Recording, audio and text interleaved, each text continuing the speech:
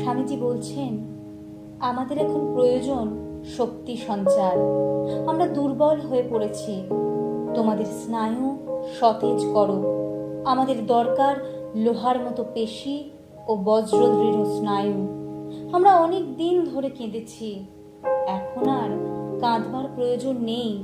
এখন নিজের পায়ে ভর দিয়ে দাঁড়াও এবং মানুষ হও।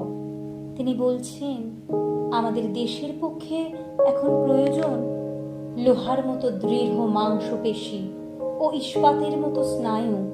এমন দৃঢ় ইচ্ছা শক্তি চাই, কেউই যেন তাকে প্রতিরোধ করতে সমর্থ না হয়। তা যেন ব্রহ্মাণ্ডের সমস্ত রহস্য ভেদ করতে সমর্থ হয়।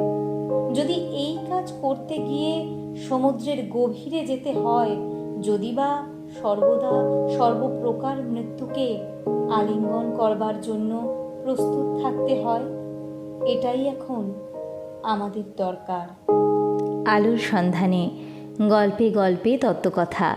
ভিডিওটি ভালো লাগলে লাইক কমেন্ট করে জানাবেন, শেয়ার করবেন সকলের সাথে। ধন্যবাদ।